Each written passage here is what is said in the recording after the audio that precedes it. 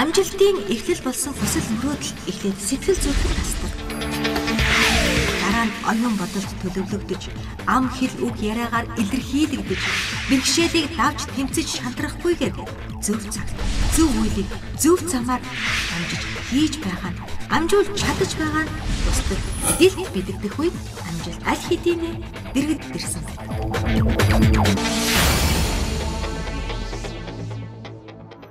Самбайцгааны үзэгчтэй амжилт нэвтрүүлгийн шинэ дугаарыг хүлээн авна уу. Өнөөдрийн нэвтрүүлгийн зочин бол Бод группийг үүсгэн байгуулагч Улсын их хурлын гишүүн Мөнх Чулууны зоригт. Бидний ярилцлага AB центрийн 12 давхурт AB Lounge-аас хөрх болно. Хэдхэн орны дараа тэнд уулзцгаая.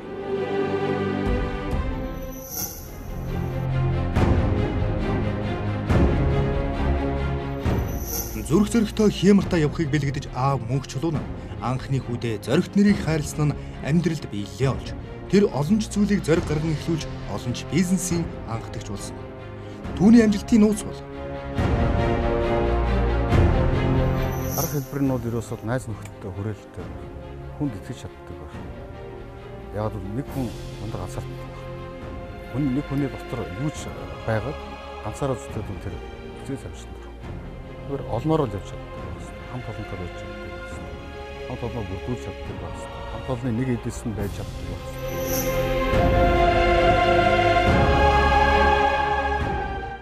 Олонний хүч олонгүй далаа гэдгийн адилаар олон тоогоо байж найзуудынхаа хамтаар амжилтыг бүтээсэн түүнийг бодийн зоригт, олонтын зоригт гэдгээр нь сайн мэднэ. Харин сүүлийн үед Сүхбаатарын зоригт хийгдэх болсон түүнийг олон хүн наран мандах нутгийн хүү гэж боддог.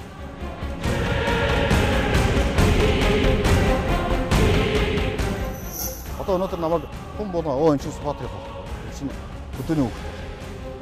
Бүр тэгээд итгэцэн ойлгоцсон юм. Би чи уг нь 40 мянган хүүхэд юм байна. Яг подисэн гитар тоглож ирсэн тийм. Энд чи одоо хүүхэд юм болж ирсэн.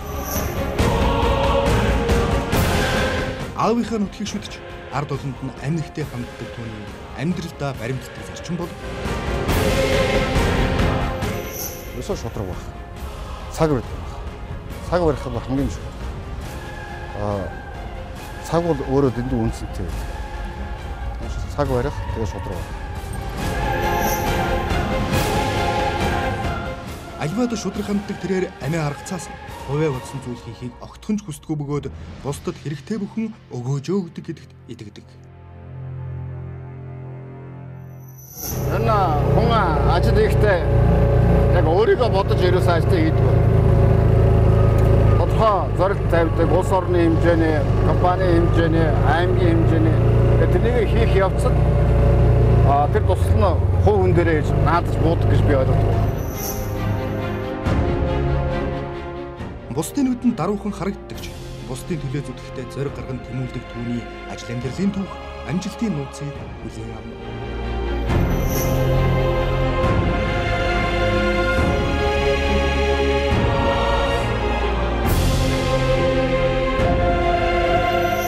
За юуны өмнө хэр бараг телевизээр ярилцлага өгдөггүй хүн нэвтрүүлэгт мань оролцож өөрийнхөө амьдралын амжилтын түүхийг ярилцах гэж байгаад талархаж байгааг илэрхийлье.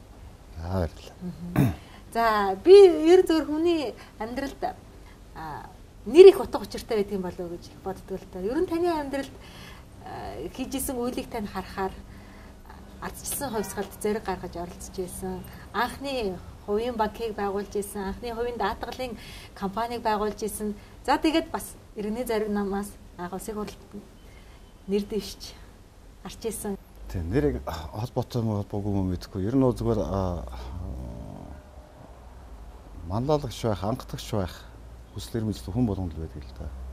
Юмны одоо шинэ анги сургуулийн хамт олон найз нөхдийн дунд хэн нэгэн төрүүлээд нэг юм хийчих дүүгээрээ одоо жоохон өнгөрчих те. Дүүгээрээ манлайлчих. Тэр зан чанар бол ер нь хүүхд наснаас л байсан. Ер нь л ерөөсөө энэ хотын төв хэсэг талбай, төрийн орд ер нь энэ хавьяа тойрсон бүх зүйл таны амьдралдаа салшгүй. Тэгэлгүй яах одоо хүнсний хойр, хүнсний тав, цик одоо миний бага насны өнгөрсөн. Одоо өнөөдөр намайг хүн болгоо энэ чинь Сүхбаатар их байхгүй. Энэ чинь хөдөөний хүүхэд байхгүй. Бүр тэгэд итгэцэн ойлгоцсон юм. Би чи уг нь 40 мянган хүүхэд юм байна. Яг подисэн гитар тоглож ирсэн те. Энд чи одоо бүхэл юм болж ирсэн. Би тэгээд таныг их багасаа бас ажлын ам чимтгийг мэдэрсэн, багтаа ажил хийжсэн гэж сонсч ирсэн. Тэгээд амьдралын нөхцөл байдлаас шалтгаалж хийжсэн юм уу? Ер нь тухайн үед ямар ажил хийжсэн бэ? Ер нь тэр үед чинь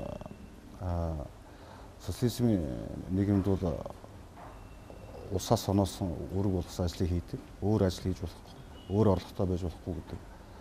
Хэдийгээр одоо миний аав одоо эмнэлгийн дарагч гэлээ гэсэн, хэдийгээр миний ээж эхэмч гэлээ гэсэн. Байнга л одоо тарвны арьс илтгэхээс эхлүүлээд үнийг чинь арьс илтгэх, одоо нэхийдэл хийх, малгай оёх, талхаа хүртэл бид нар өөрсдөө барьдаг байсан. Тэгээ энэ бүгд процесс чинь одоо хүүхдүүд бид нар багаас орчдөг. Хичээлээсээ тарж ирээд хичээлээ хийн, орой унтахын өмнө шуурганы арьс илтчихэд нухалчаад унтах шийдэж байгаа. Өглөө гарахдаа ээж талхаа барьчаад жигнүрд орчдөг бол дараагийнх нь одоо би талхаа гаргаж авч дараагийнх нь одоо зурж орхидог ч юм уу. Ингээд ер нь багасаа тэгдэг байсан. Энэ хүнсний 50 дугаар дэлгүүрт би толгой цувдаа болгодог байсан. Толгой цувдаа болгодог байсан шалтгаан нь цонхоор махны машин ирж байгаа харагддаг. Гүүгээд очингууд тэгээд мэдээж олон хүүхдүүд гүйж очдөг. Тэгээд огтмол гүйж очисоор гоод хүнсний 50 дугаар дэлгүүртээ би нэлээд нэр хүндтэй болцсон. Зоргоог одоо шууд авна гэдэг. Толгой цувдаа болгож өгөхний одоо хоёр давуу талтай. Нэг нь бол картын бураага очрог авч чаддаг. Хоёрдугаарт нь шагналд нь бас толгой цувдаа авчдаг. Нэлээд хөдөлгөөнтэй, хөдөлмөрч ажлыг гололгүй хийдэг залуугийн хувьд бол 10 жилийнхаа сургуулийг төгсөөд за ардчлалын арай өмнөхөн сонголт хийх хэрэгтэй болсон баг. Тухайд ямар хүсэл мөрөөдлийг тээж, ямар мэрэгчтэй болохыг хүсдэг байсан бэ? Яг тэр замаараа явж чадсан уу та? Ер нь бол би багасаа хувцсанаар ойддаг, шийддэг, малгай хийдэг гэж бид түрүү ярьжсэн шүү дээ. Бид чинь тэрийг зүгээр байхгүй зах дээр гаргаж зарна, зах дээр гаргаж зарах чинь зах дээр бол одоо юу л юу гэдэг. Хэдийгээр социалист нийгэмч гэсэн жинс хүртэл байж л байдаг. Социалист нийгэмчлээ гэсэн одоо пүүз хүртэл байж байдаг. Сургууль юундаа бол бас тийм ганган хувцсны тийм мэдрэмжтэй тийм л хөвгт байсан. Тийм учраас надад тийм загвар зохион бүтээгч болох одоо хүмүүсийг гоё ганган хувцлах тэр өсөл мөрөд надад байдаг байсан. Тийм учраас би нөө конкурстаа яг тэр мэргэжлэр конкурстаа загвар зохион бүтээгчийн ангид суралцахаар болоод тэгээд би чигтсэн. Тэгээд чигт очиод сурах болсон чинь тэр хуваар дээр нөр хүмүүс өгөл орцсон. Тэгээд намайг ширийн технологи одоо жинхэнэ нөгөө ерөн хууралцсан л да. Тэгээд тэр бол миний хувьд нэг өсөл мөрөөдөл нь биелэхгүй зам хазааж байгаа нэг тийм сонин дүргээ санагдчихсан. Таны амьдрал ийм сайхан шолон дардан замаар явах уу? Балтай нөхцөлтэй замаар явах уу гэсэн сонголт болгож чи юу? Бараг өгөөд энэ амьдрал чинь тийм шолон дардан юм гэж юм байдгүй. Заавал ингээд нухчаа, заавал асуудал юм. Уушаас бол тэгээд та дөрөвдүгийг харж байгаа сонгоод явсан.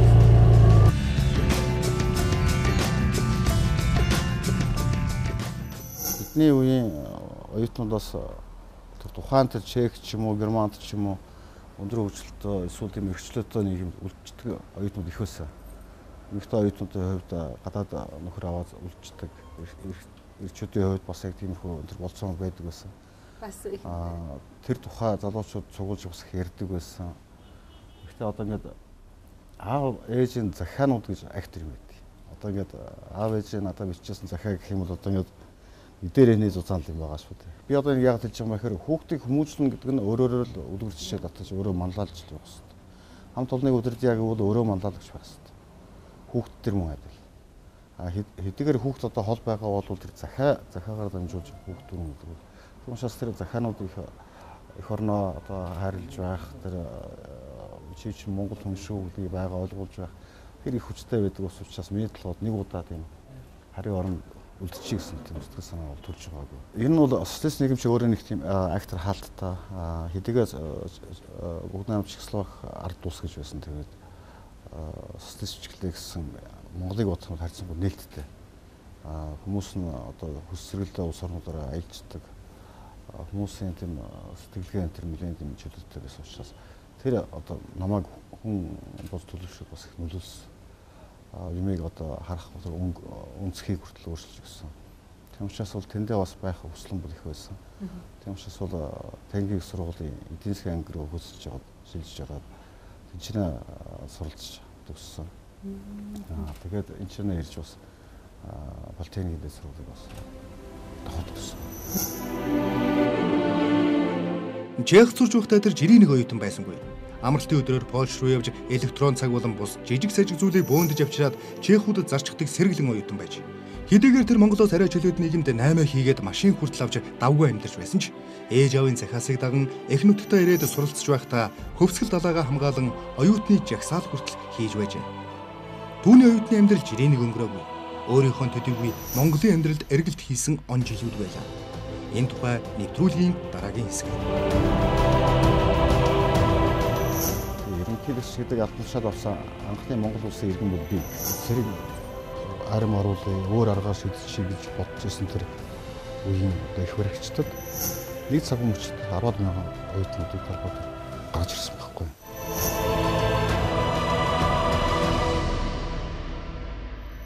Ямар ч гэсэн ардчилсан хувьсгалыг би Политехникийн дэд сургуулийн оюутан байхдаа өгдөж авсан. Оюутны холбооны анхны ерөнхийлөгчээр таныг сонгож исэн төгөөдөг.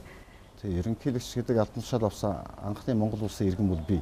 Яг бол ерөнхийлөгч гэдэг тэр албан тушаал юус ашигладаг байсан. Дарга, ерөнхий нарийн бичгийн дарга ч юм уу тийм. Монгол оюутны холбоо өөрийнхөө үндсэн дүрэн болох үндсэн хуулийг баталж түүндээ одоо ерөнхийлөгчтэй барих заагаад тэгээд ер нь бол урд нь Монгол оюутны холбоо байсан бол би байсан. Монгол оюутны хөдөлгөөн аль 49 онд Монгол улсын их сургууль байгуулалт үеэс эхэлтэй байдаг. Гэхдээ яг нөгөө тухайн үеийн нэг намтсан, улс төрчсөн намын дэрэгдэх усал залуучдын эвлэлийн одоо хажуу одоо мөрөнд явдаг байсан. Бидний үед бол бид нэр бол оюутны байгууллагыг одоо бие даасан чөлөөт болгож чадсан. Өөрийн гэсэн дүрм юугаа баталж чадсан. Тэгээд анхудаага энэ оюутны хөдөлгөөний түүхэнд анхны оюутан одоо удирдлагатай болсон байхгүй. Тэгээд би өөрөө оюутнуудаа удирдна гэдэг бол одоо хамгийн зөв шийдлээс юм аа. Ардчилсан хувьсгалд оюутны холбоогоо төлөөлөөд удирдаад явж байхад сургуулаас хөөгдөх хүртэл шийдвэрийг тухайн үед бас сургуулийн захиргаанаас гаргаж ирсэн. Тийм 3 сарын 7-8 билүү 9 билүү одоо санахгүй талбай дээр хөвж байгаа улсын зарлаад исэн хүмүүс маань жоохон тамирдаад эхэлсэн. Ер нь бол цэрэг арим орж ирнэ гэсэн сургаар бас хүн их цөөдсөн. Сэтгэл санааны хувьд бол нэлээд тийм дарамттай болцсон байсан л да. Тэгээ оройн Батуулах дуудаад ер нь нэг л арга хэмжээ авахгүй болохгүй байна гэдэг. Тэгээ бид нөө оюутны холбооныхон ч ярьж байгаа хэдэн ихтэй сургуулийн хичээл хэлтийг нэг өдөр нэг дор нэг цаг мөчид хийсэн байхгүй. Тэгээ би өөрөө техникийн сургууль Полинд дэд хариуцаад тэгээ ингээд тарж яагаад бид нар нэг цаг мөчид 10,000 оюутнуудыг талбай дээр гаргаж ирсэн байхгүй. Тэгээ тэр 10,000 оюутны жагсаал бол нэг талдаа нөгөө талбай дээр хөвтөд тэмцэжсэн тэмцэгчд маань бол маш том сэтгэл санааны урам зориг өгсөн. Нөгөө талдаа зэрэг арим оруулъя, өөр аргаар шийдчихье гэж бодож ирсэн тэр үеийн одоо их баригчдад энэ чинь айхтар их хүч нөөц байдаг юм байна шүү гэдгийг ойлгуулж чадсан юм шүү. Тэгээд тэр юугаа хийчихэд усаад ирсэн чинь манай сургуулийн захирал намайг халах шийдвэр гаргасан байсан. Тэрийг өөдөөс одоо нэг гүйж ирж хэлсэн. Тэгээд бид нар чинь бүхээр олуулаа босч явсан. Тэр мэдээ чинь дорхноод хараад тэр олуулаа захирлын өрөөгөө ингээд коридорт хөтлөхгүй бохиж байгаа. Тэгээд манай одоо улсын хурлын гишүүн байсан одоо Авдаггүй байна. Авдаггаа чинь тэр миний багш байсан байхгүй. Авдаггаа тэр суулаас өөх шийдвэр зогсчаад бидний нүдэн дээр эргээд тэрийг уурсан байхгүй.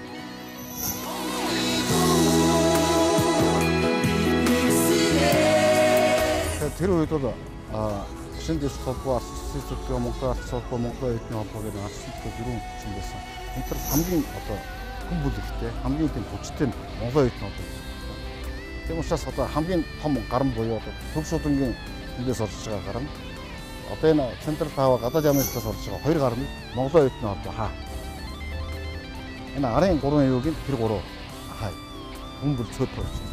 Тэгж ачаал угаар.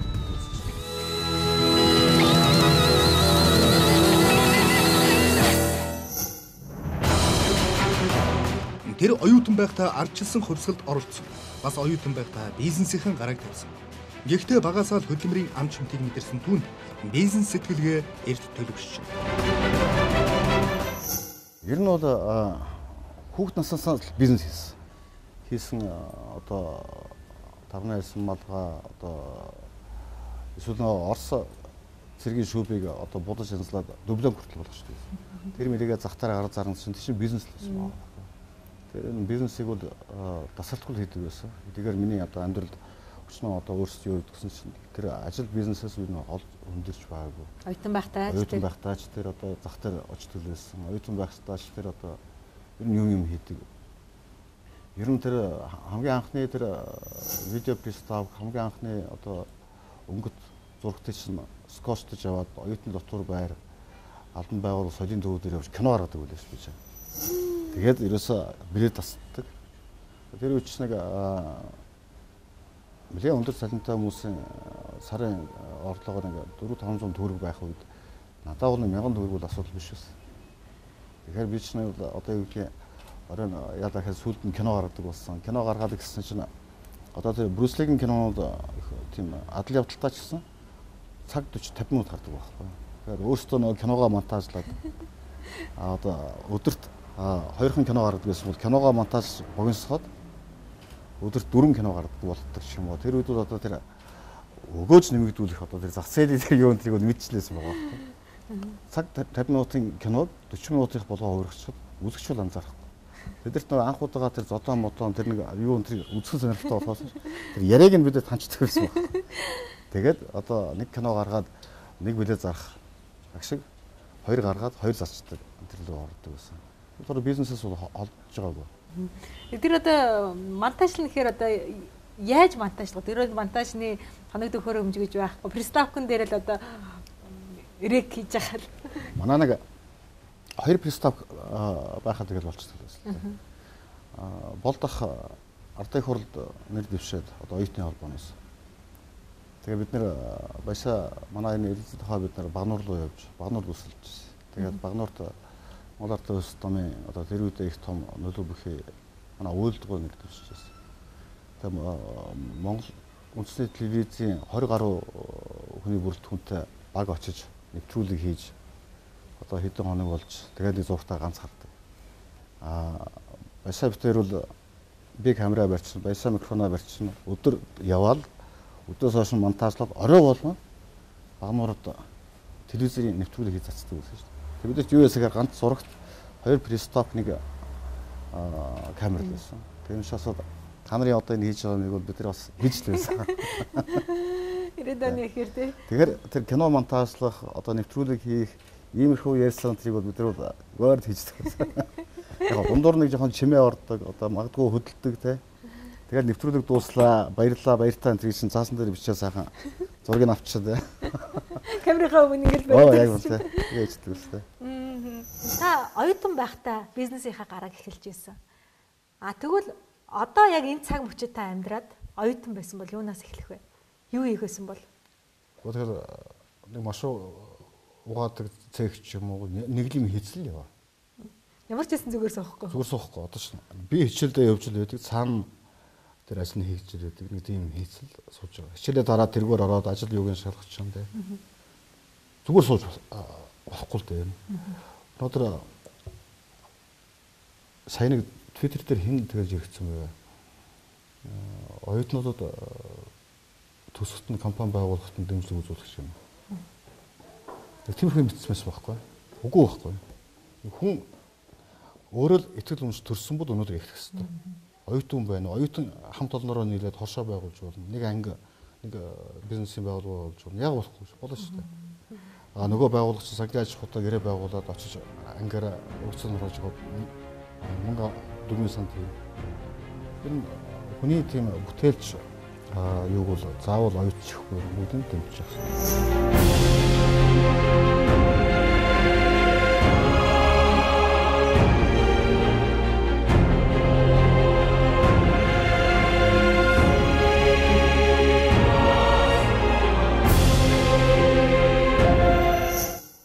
Зориг гарган өөрчлөлт шинжилтийг эхлүүлж ардчилсан хувьсгалд хувь нэмрээ оруулсан хүчнүүдийн нэг болох Монголын оюутны холбоог толгойлон зүтгэж явахдаа санаа зориг нэгтээ сайн найзуудтайгаа учирсан бөгөөд тэдэнтэйгээ хамт эхлүүлсэн бүхэн банк, санхүү, барилга, хөрөнгө оруулалт, мэдээлэл технологид олон салбарт анхдагч болсон юм.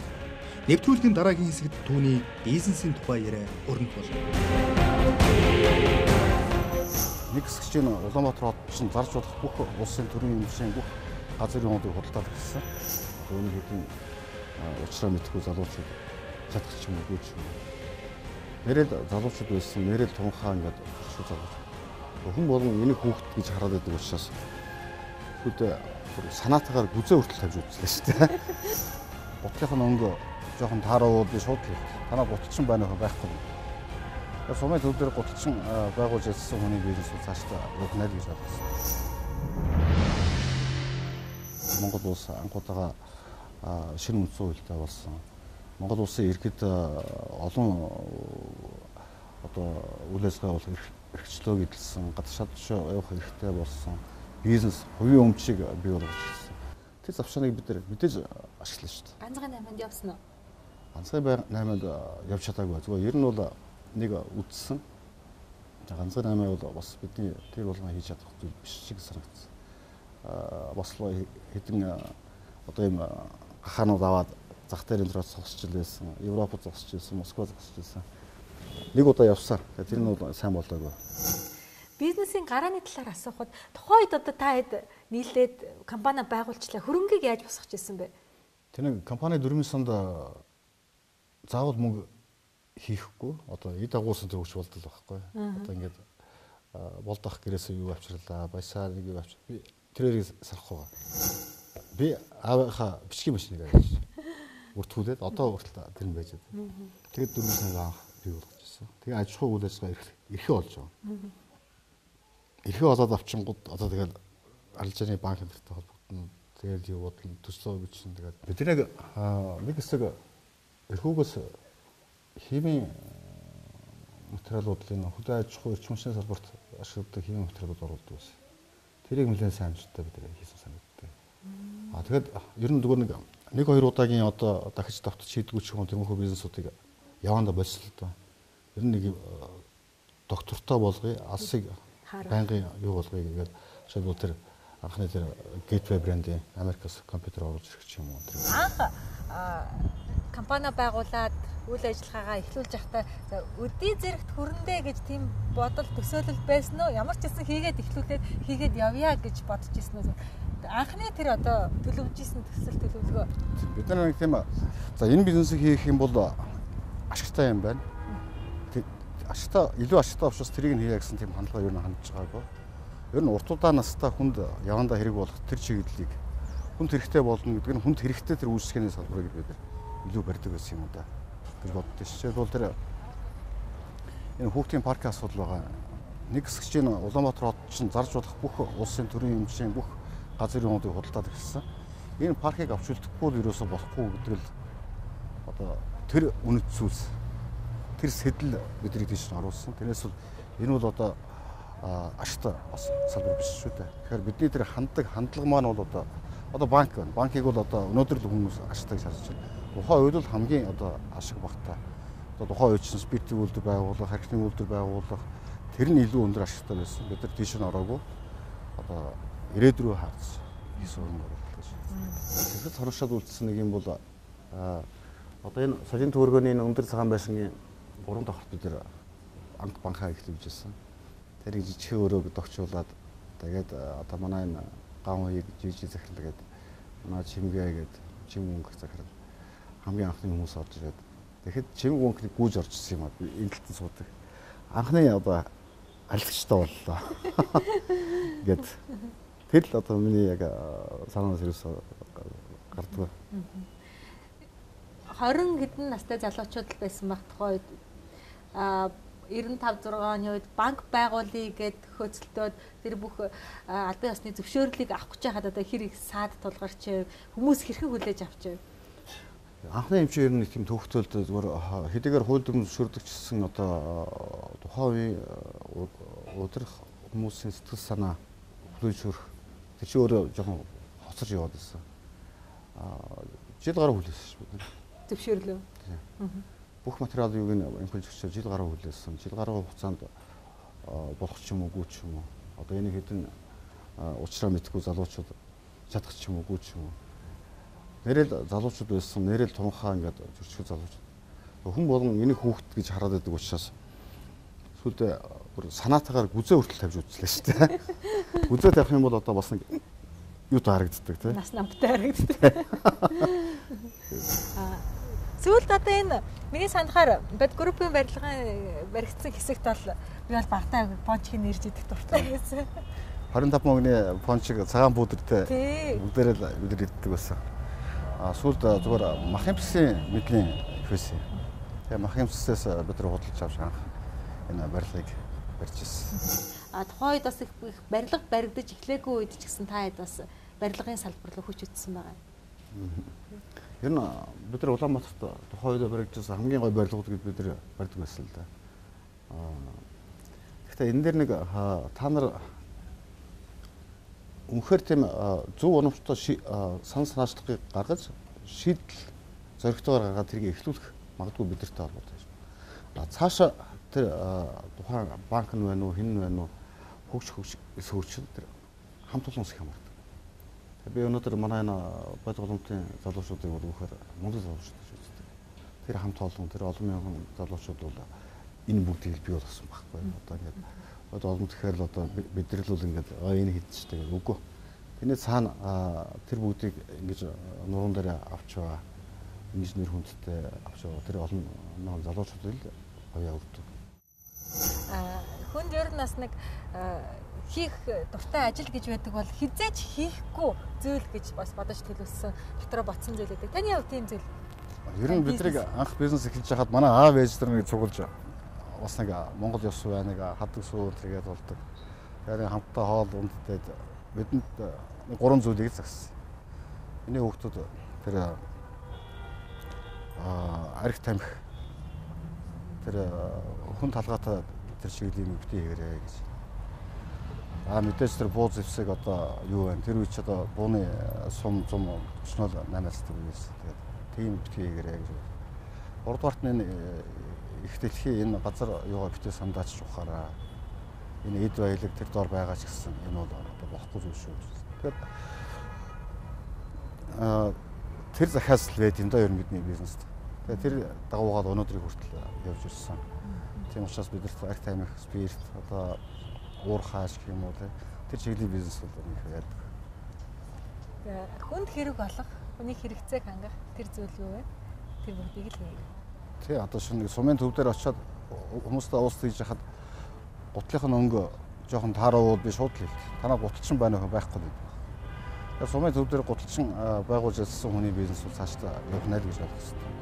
Тэр хүнд юу ирэх болох нь маргааш нөгөөдөр бидний хүүхдийн насны хүүхдүүдэд ирээдүйд юу ирэх вэ? Тэрэнд л өнөөдөр хөрөнгө оруулах хэрэгтэй.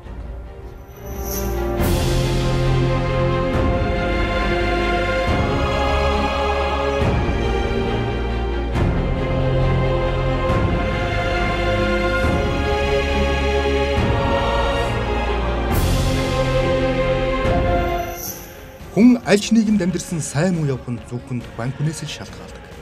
Амьдрал таардах даваа нугчаа бүрийг давх үедээ давж, тойрох үедээ тойрч, зөв цагтаа хэрэгтэй зүйлийг хийж эхлүүлсэн түүнийг илүү хариуцлагатай болгосон зүйл юу болох тухай болон түүний сэргээж сэрэлжүүлдэг зүйлийн тухай нэвтрүүлгийн дараагийн хэсэг.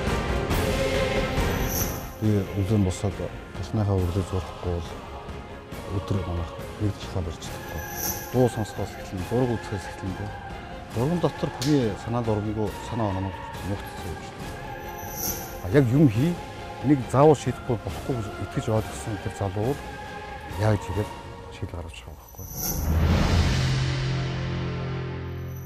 Хариуцлагын асуудал бас их чухал сэдв болоод байгаа. Хариуцлагаа мэдэрсэн хүн бол амьдралдаа амжилт гаргах нь илүү хурдан байдаг. Амжилт гаргаж чаддаг. Ер нь яг та өөрийн бие дээр хариуцлагыг хэдийн үеэс мэдэрч эхэлсэн бэ? Ерөөсөө тэр хүү төрөөд анх удаага тэр миний гэсэн одоо миний үүрэгтэй миний хүү тэрний нэлхамт нь төрөхөд юу лээ гэл манс гэл тархилгаанд лантуугаар зохиод авч байгаа юм шиг л орж ирдэг. Ер нь хүний амьдралд бол хэд хэдэн тийм том өөрсдийг авчирсан үйл явдал байд юм шиг. Юуж бодохгүй санахгүй урдаа тарсан ажил юуг ингээд даван туулаад хөгжиж байсаад одоо юм тохиолдод явж исэн хүн анхудаага өөрийн гэсэн хүүтэй болоо тэрийгэ тэрвэрнэ гэдэг бол тэр амьдралыг тэр оронгоор нь өөрчилдөг байхгүй юу. Авийнхаа амьд сүрөнд авийнхаа хэлж иржсэн тэр бүгдийг хэдийгээр сонсдог авдаг байсан ч гэлээсэн бүр тийм гүн гүнзгий ойлгож авч ирсэн үгүй байсан мэт. Ав амьд сүрүүндээ надад хэлдэг байсан одоо нутаг улсны тухай олон зүйл тийм л байх дагуулад явахт нь хамтаагаад өдөө явждаг. Аваас хойш аавын хэлжсэн барьжсэн бүх зүйл дэндүү одоо жин дадаг байсан үнцэнтэй болж. Таны хувьд таныг сэтэлжүүлж байдаг. Сэргээж байдаг тэр зүйл. Ерөөсөө харилцаанаас хэдий ч нэг олон хүнтэй харилцсан. Төдий олон санаа төрнө. Ганц ер нь мэдээлэл гэдэг чинь ер нь хүнтэй ярихаас эхэлнэ. Утсаар ярихаас эхэлнэ, мессеж авахаас эхэлнэ, Facebook, Twitter-ээр авахаас эхэлнэ, хүмүүстэй харьцахаас эхэлнэ те. Дуу сонсохоос эхэлнэ, зураг үзэхээс эхэлнэ те. Зурган дотор хүний санаа дурамгүй санаа оноонууд хүртэл нууцсан явж лээд байхгүй те. Тийм учраас одоо хүн ном уншихад хүртэл хамаа авахгүй тэр 12-р зууны тухай үеийн ном зохиол уншсан гэсэн одоо цагийн санаа сэтлийг өгчлээд байхгүй. Тийм учраас аль хоор тийм унших хэрэгтэй юм шиг байна. Харьцах хэрэгтэй юм шиг байна. Ардсан ёслолын үеэр ч тэр бизнест ч тэр ерөн зүгээр амьдарч явах явцад ерөн за боли гэл хаяад явмаар санагдах үед бол хэр их олон гарч ирсэн бэ? Тиймэрхүү бодвол тохиолддог байсан баг. Гэхдээ тийм зүйл чинь тэгээд хүний санаанд хоногч үлддэг юм шиг. Мэдээж шантарсан, айсан, зовсон тийм юм тохиолдол байхад шийдэж болдгоо асуудал гэж юм байдгүй л дээ.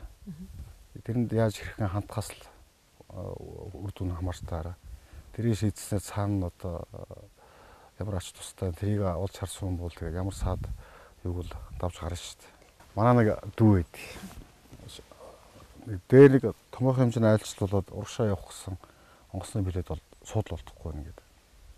Тэгээ Мяд компани зам дээр янз засгийн газар бүгд хөөцөд болохгүй байхад манай нэг дүү очиод шийдсэн байхгүй.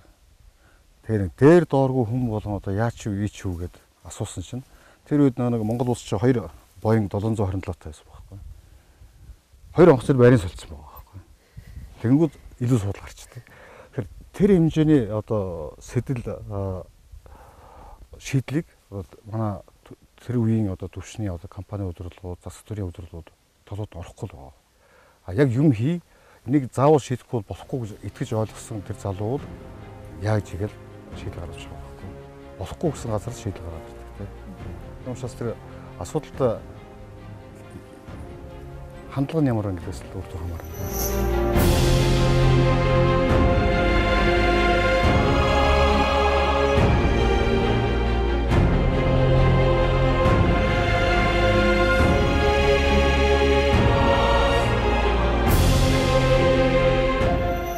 Ер нь хүмүүсүүд байнга өөрийгөө сорж явах хэрэгтэй юм шиг. Одоо яг юу гэдэг 100% удирдал эхэллээ. Ажил гайгүй боллоо ч юм уу тэр яг сул тавих биш. Жишээлбэл зүгээр анзаарч байгаа буюу би их турсан байна. Харин би асууя гэж бодож байсан. Яаж турваа энэ? 108 хил байсан. Одоо би 80 хил байна. 20 хил байсан байхгүй. Энэ бол бас сорилт. Энэ нэг 6-7 сар л үргэлжлүү дээ. Хөдөлгөөнөөр яаж? Ерөөсө өглөө өдрөө орой хамаа авахгүй зүгээр завчлаа гарвал хүсэл гаргаж байгаа хэрэгтэй. Хүсэл гаргахын тулд гүөх ёстой байна уу, одоо харих ёстой байна уу? Тэр юу заавал тийг ингэсэн. Хамгийн гол нь бид нар монголчууд их тийм уруу хоолдог хүмүүс байсан. Одоо орой ажиллаа дараад зургтынхаа өмнө сууж байгаа нэг сайхан өөхтөө махаа огтлоо гэж ярьдаг шүү дээ. Тэр чинь бидний буруу. Тэгэхээр тэр буруу гэдгийг ойлгосон цагаас хойш тэр зөвөр нь явж үзлээ. Тэгээ зөвөр нь явал тэр нэг юм л үрдэн. Тэгэхээр мэдээж эхлээд бол тийм амар биш байдаг. Тэгэхээр явандаа тэр нөрөө амьдралын хэм маяг болчихсон. Өглөө босоод нэг биш 3 хүний хоол идчихэж байна. Өдөр нэг биш 2 хүний хоол идчихэж байна. 6-аас өмнө 1 хүний хоол идчихэж байна. 6-аас хойш бол зөвхөн тараг уун алим мэднэ. Тэрээс одоо хоол хорсон юм байхгүй. Харин магадгүй хоолны дэглэм барьдаг болсноос хойш би урд өмнөхөөс илүү хиддэг болсон. Тэр нэг 20 эдийн ачааг хайсны дараа одоо тэгэл бид гарах өөрчлөлт хэмжээд ямар вэ? Ажлын эрс дэвшилдэг. Тэргээр бүтээмжтэй дэвшилдэг олон зүйлийг хийж амжуулж чаддаг болдог тийм.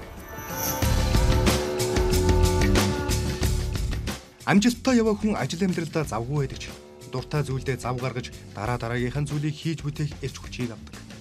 Бүх зүйлээ бүтээснийхаа дараа гэж хойш нь тавилгүй. Орон мөч хүрийг ашиглаж хоббиндээ зарцуулдаг хүн хэмтэй гэвэл түүнийг нэрлэх болов. Тэгээд таныг ч одоо сүүлийн үеийн нэг хобби энэ болоод ах шиг байна. Би одоо яг зургийн аппараттайгаа байнга явж идэх юм бахтаа гэж таны фэйсбүүкийг хараад бодож ирсэн. Ялтчгүй зургийн аппарата тэрсээр л орж ирж байна. Ер нь бол бүх юм одоо хүүхд наснаас л эхэлдэг байхгүй. Манай аав зураг авдаг, манай аав кино авдаг, манай аав дууд үрсэн бичлэг хийдэг, магнитофон, камер ер нь байхгүй юм байхгүй. Хийхгүй юм байхгүй. Одоо хүртэл бидний бага насны тухай хийсэн монтажлсан кино, аудио бичлэгүүд, бидний анхны сурсан шүлэг, анхны тэр хэлд орж байгаа, хөлд орж байгаа бүгд байдаг байхгүй. Хүүхд байхасаа тэр Украин, Зенит одоо зорки аппаратуудаар зураг авдаг байлаа. Шүнжинга ванны өрөөнд сууж зураг аваадаг.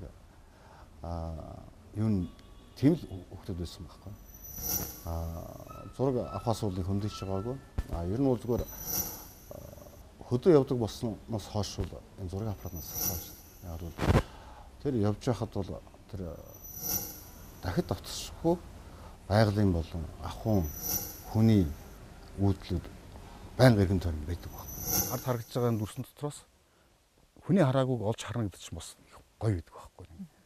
Одоо анчтын үгээр бол одоо нэг бохон гацсан тал дани тийм барилах юм бол. Тэгээд Монгол ахуй, Монгол амьдрал, Монгол байгальд манай нутагч нь тийм гоё үзэсгэлэнтэй шин. Өнөөдөр бид нар яав. Ерөөсө хэдхэн минут яваад хотоос гараад ирсэн. Ийм байгалийн сайхан газар гараад ирж байгаа байхгүй. Энд ийм байгаа бол Монгол улс маань бүхэлдээ ямар мундаг вэ тий.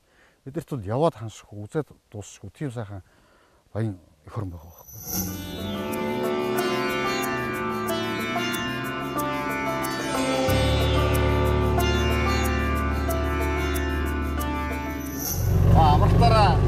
Амралтын өдрүүд нэг ганц өдөр гарна эсвэл өглөө ирсэн ч юм уу гараад явна.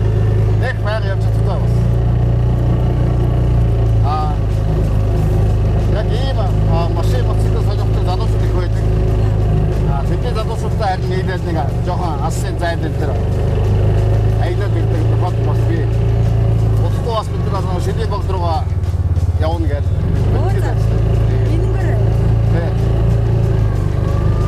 Барьж чинь угаасаа амарч байгаа онны нүдэнд яваад гохоор энэ байгалийн он орчин дураг авах сонирхолтой он чинь өнг бүс тараа яваад байна шүү дээ. Таадагсан газараа зураг авах зогсож зураг авах.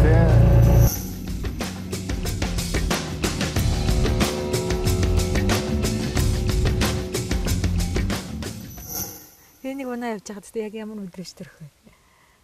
Ер нь нэг тийм хүч, хурд тэгээд давд дийлэхгүй зам гэж байхгүй учраас нэг тийм бүрэн төс итгэл гэх юм уу.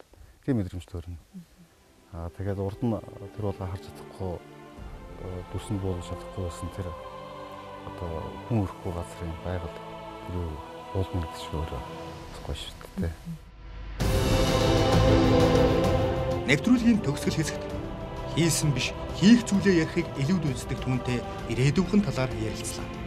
Гэхдээ эхлээд олон хүмүүсийн асуухыг хүссэн нэг асуултыг асуусан юм. Олон хүмүүс таныг ер нь ажиллаа хийдэг юм уу? Ерөөсөө фэйсбүүкт дандаа байж байгаа юм. Гэт олон хүмүүс олон сэтгүүлчид бас тэгэж ярьдаг л та. Ерөөсөө бүр амьдралын нэг хөвшил болчихсон. Тэг, энэ бол миний амьдралын хэм маяг. Ер нь бол хүн нэг газараас нөгөө газар руу явхад машин суугаад явж байна. Автобусын суугаад явж байна. Эсвэл нэг өрөөнөөс нөгөө энэ ордонд ч одоо нэг өрөөнөөс нөгөө өрөөр алхах чинь их 10 хэдэн мянга алхахдаг юм дээ тий. Энэ хооронд бол юу гэдэг вэхээр одоо энэ утаснууд. Тэгээ ингээд тэр тгсэн байна тий. Эсвэл одоо энийг залуу одоо нэвтрүүлэг хийж ингээд зургийг аваад нөгөө сошиал медиа руу оруулчихсан тийм. Нэг компьютер тэрвэрэд өдөржин гэртээ суудаг юм шиг хүмүүс ойлгоод байдаг. Гэтэл одоо технологи шинжлэх ухаан хөгжөөд одоо юм чинь ингээд гарт ороод ирсэн байна шүү дээ. Та одоо интернеттэй сошиал медиатай байнга холбоотой байгаа. Таны амьдралын нэг хэсэг болсон. Та тэрнгээр ажиллаа амжуулдаг. Зөвхөн анх хэдэн онд интернеттэй та холбогдчихсэн бэ? Ер нь монголчуудаас хамгийн түрүүнд баг шүү. Mobicom шашилтан дор өгөөсөн. Энэ анх Magicnet интернет дэвтрүүлэл хамгийн анхны хэрэгжүүлж байсан. Mobicom анхны гар утас хэрэгжүүлээд бидний анхны хулж байсан. Анхны сена ер нь тэгэл Монгол ер нь техник технологи анхны дэвшлүүдийг л Монголд хамгийн түрүүний хэрэгжүүлсэн бид нар байдаг байсан. Хамгийн түрүүнд нэвтрүүлэг нь бид нар байсан. Одоо интернетээр дамжаад олон мянган хүнтэй шууд харьцаанд ордог. Олон мянган хүний санаа бодлыг мэддэг. Тэргээр дамжаад өнөөдөр болох үйл явц мэдээллийг мэдээд авдаг. Магадгүй хинэгэнтэй бас харилцаад аван тухайн өдрийн ажилд графикт өөрчлөлт орно. Мөн тэнд чи одоо миний ажлын юу зогсуулж байгаа манай туслахууд ажилчид бүгд л байж байгаа. Тэгээ бид нар нэгэн зэрэг мэдээлэл чинь өөр даалгавар өгч байна. Хэдийгээр ингээд интернетийн дэлхий одоо хавтгай нэг өрөөнд байгаа ч гэсэн өөрөө чинь бас тасалгаануудтай. Манай ажлынхны байдаг тасалгаа гэж байна. Гэр бүлийнхний тасалгаа гэж байна. Манай скватерчуудын байдаг скватер хамт групп гэдэг тасалгаа байна. Бүр өөрийн одоо ертөнц одоо агуулгаас идэвхтэй. Тэдэртэйгээ нэг харьцаад авч байгаа. Тийм учраас бол магадгүй зөвхөн компьютероос интернет ордог хүмүүс одоо намайг ажилгүй яг л дөрвөлжин компьютер тэмэрчл хөвчих гэж бодоод байна. Над шиг хөдөлгөөнтэй хүн бол ер нь ховор. Байнга өдөрт нэг 4-5 хүнтэй уулзч байна. Хүмүүстэй хоолунд идэж байна. Сая улсын хурлын чуулганд дуусаад гишүүдийн рекордыг бичсэн байлээ. Одоо хамгийн олон удаа орон нутгийн томилтоор ажилласан их хурлын гишүүн гэсэн миний нэр байгаа байхгүй. Одоо гэдэг чинь тэгэж их хөдөө оронт ажилладаг хүн одоо өдөржин компьютер төврөө сууж чадахгүй шүү дээ. Тэгэхээр ер нь бол хүнийг хэрхэн явж байгаагаар нь биш хийсэн ажлын үр дүнгээр нь нэлээд харж явах хэрэгтэй шүү. Одоо ингээд таны одоо өргөт хугацаа дуусахад бас цөөхөн жижиглээ. Цаашдаа гэдэг асуулт. Цаашдаа одоо би чинь дангаараа одоо бүх юм шийддэг хүн бас биш болчиход байна. Одоо ингээ нийгмийн хүн. Нийгмийн зүйл. Скватерчууд намайг сонгож наашин дэвшүүлж явуулсан. Скватерын аймгийн ардсан намнад үүрэг даалгавар гэж явуулсан. Тэгэхээр тэрийг би хэрэгжүүлж байгаа. Цаашдаа яахыг бас тэр хамт олон бас над чиг үүрэг өгөх хэрэгтэй. Тэрэн дээр би бас өөрийн санаа бодлоо хэлэх хэрэгтэй л та. Миний хүсэл бол жоохон чөлөөтэй баймаар санагддаг. Жоохон энэ улсын хурлын гишүүн ч юм уу тодорхой нэг ажил хариуцсан хүмүүс бол арай уягдмал болчихдог л да. Надад хийгсэн ажил хүсэл эрмэлзэл маш их байдаг. Магадгүй тэрийгэ хийхэд энэ юм чөдөр тушаа болчиход байдаг. Би бол 16 оноос болж игэл тийм илүү жоохон чөлөөтэй. Би дааж өөрийнхөө хүссэн юм.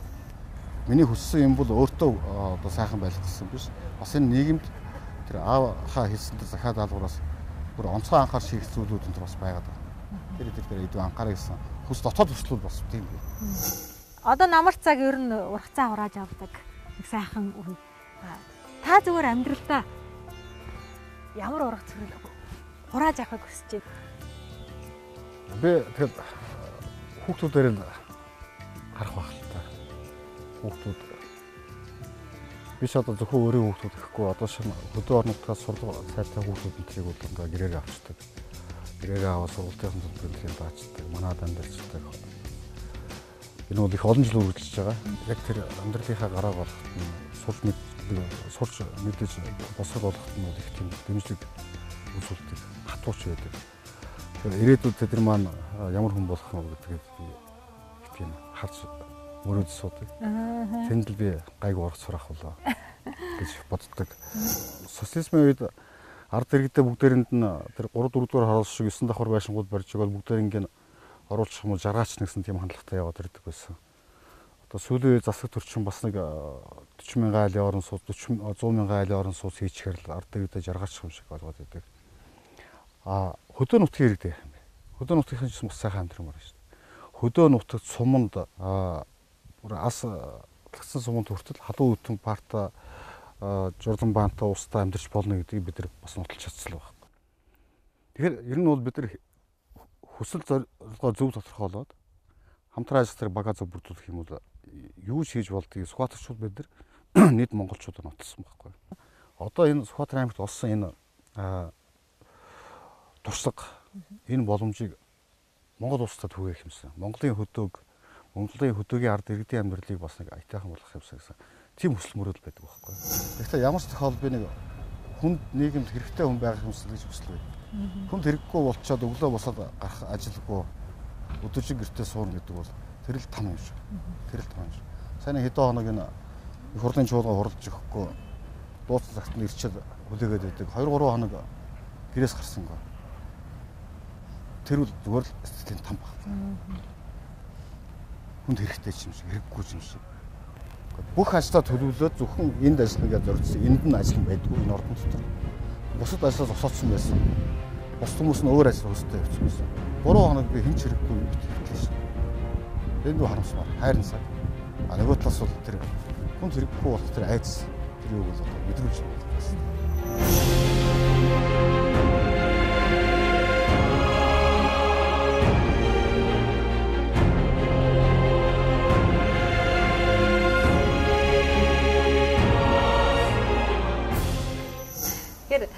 Майстрологт орж байгаа амжилтын эзэн бүр амжилтыг өөрөөхөөрөө томьёолж тодорхойлж за энэхүү цаасан дээр бичдэг байгаа.